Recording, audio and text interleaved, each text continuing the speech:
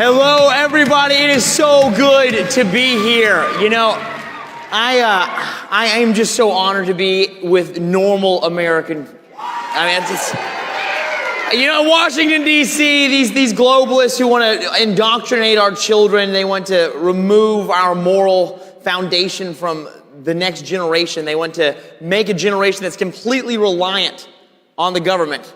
When I'm around them in Washington, D.C., I literally feel like we're at battle at all times. And it's not just against flesh and blood up there. You can feel the tension in that city. So when I get to come down to Orlando and see real Americans who care about this country, it does my heart so good. So thank you for that. But I wanted to really get to talk about what's going on in our nation. And, you know, I think what's happening is they're trying to destroy our nuclear family. They're trying to destroy what's made America great for so long, and that's our moral foundation, the fact that we were founded on Judeo-Christian values, and that we live in a nation that we can all be proud of. And when, you know, I'm excited to be a dad. I just got married. Everything's going great in my life. Yes, thank you. And because of that, you know, I'm starting to think about having children. You know, my wife and I are having that conversation. You know, is it going to be 2 years, 3 years? When is it going to be? And something about that just makes me feel completed as a man and as a soon-to-be father one day. You know, I feel like there's something primal within us that makes us want to raise children and rear them as we're called to do in the Bible. You know, to be fruitful and multiply. But you know, when I think about raising my children, obviously I want to provide for them. I want to give them shelter. I want to give them protection. I want to give them sustenance. But when I start to think about this child, you know, I obviously want it to be very successful. And so I want my child to learn to be independent. And so because of that, you know, I'm going to let my child push the boundaries every now and then. You know, maybe he's reaching for a limb. I know it's just a little too far, and he might experience what it's like to fall out of a tree, or he's going to take a tumble on a playground that hurts him just a little bit. You know, I know in that fact that he will learn what failure is. But, you know, when my child starts to experience this extreme difficulty and realizes that he's in pain, what's it going to do? What's my little Throckmorton going to do? He's going to cry out. And as a father, I'm going to want to come to his aid and fix all those problems for him and put him back in a safe, sheltered area. That's the role of a father. It's the role of a mother. But my friends, that is not the role of our government. Our government right now is trying to buy votes in their desperate scramble to have nothing but complete power. They are trying to do this by, you know, they're promising Medicare for all. They're promising free things just left and right. And they're promising to forgive student loans. Now, the problem I have with this is that it's intellectually dishonest. You know, they're trying to think that Americans are too common, are too naive to know that in the end, we're the ones that have to foot the bill.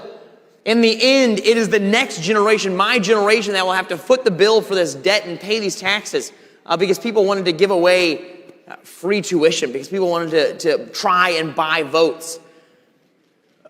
But you know, I believe that in this country, we should push back on that.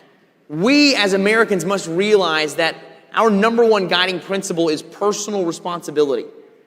We have to realize that what happens in our country when the government comes and tries to come to our aid and raise us up, if you have a government that is strong enough to fix all of your problems and heal all of your woes, then my friends, you have a government that is also strong enough to one day take away all of your liberties. And as conservatives, it is our mandate to limit that power of government, to make sure that our liberties stay intact. Because, my friends, let me tell you, when I look at what's going on in this country, when I see that they are trying to silence us, they are trying to take away our rights to be able to defend ourselves, they're trying to make us become dependent on the government, they're trying to have indoctrination camps of schools, and the way they're trying to make us dependent on the government is through trying to say they want to get rid of all our student loans. But at the end of the day, what's going to happen is people who didn't even go to college, young men and women who became welders or linemen on power lines or HVAC repairmen, or people who've already paid off their student loans, now have to go and take care of the fiscal irresponsibility of another person. So I realize,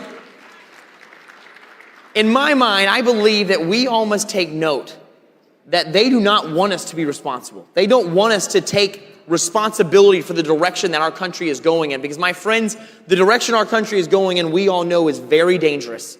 We are walking down a road that is very near socialism. They are trying to turn this country into a communist ash heap. And my friends, if we do not all start taking personal responsibility for our lives, if we all do not start saying, as this next generation of young conservatives coming up, saying that, it's not enough. We're not just going to take on the status quo. We're not just going to sit here and say, oh, well, I'll just patiently wait for my time to come to go make a difference in Washington or in my state government. My friends, if we do that, if we sit on the sidelines, we will not have a country to inherit. If we do not get involved and say that it is our duty to make sure that our country is responsible, that our country doesn't take away our liberties, then my friends, we will lose this nation. And so my encouragement to all of us here is, as young conservatives, this new generation that's coming up, it's time to take responsibility. I need reinforcements in Washington, D.C. The Democrats, my opponents and adversaries on the other side are brutal and vicious. And they are trying to take away all of our rights, and they are playing for keeps. And so, my friends, it is time for us to stand up and no longer say, oh, well, we're just going to react to what the Democrats do. And when they try to do all of this major spending bills, when they try to spend $1.9 trillion, the conservative idea is just that we're going to come and give you our own version of the liberal ideas that just cost a little bit less. That's not what we are as conservatives. I'm going to tell you something. I'm not going to come up here and promise you free things. As a conservative, the conservatives in government, we believe that we are going to offer you something that is immeasurably more valuable, and that is your freedom. That is your freedom to go out and have the right to fail or to succeed. Your freedom to speak up or to sit down. And my friends, we have that freedom right now, and it is time for us to no longer sit down. It's time for us to stand up and take on issues everywhere, whether it's on free education, our health care, the environment, our gun rights. This new generation of young conservatives, we do not just want a seat at the table to talk about this and react to what the Democrats do. We want to run the whole damn table. Because, my friend, what we are offering the American people is liberty and choice. We are going to say you can go out and do whatever you want. And maybe we're not going to encourage you to go get a 4-year degree in Egyptology. But rather, we're going to encourage you to get an education in a trade, something that makes our economy even more powerful. So, my friends, when you hear the Democrats trying to buy your votes and acting like you are too naive to know what is going on, push back on that. Take personal responsibility for your life, because if we don't stand up, if we don't start fighting for our country, then who will? Thank you.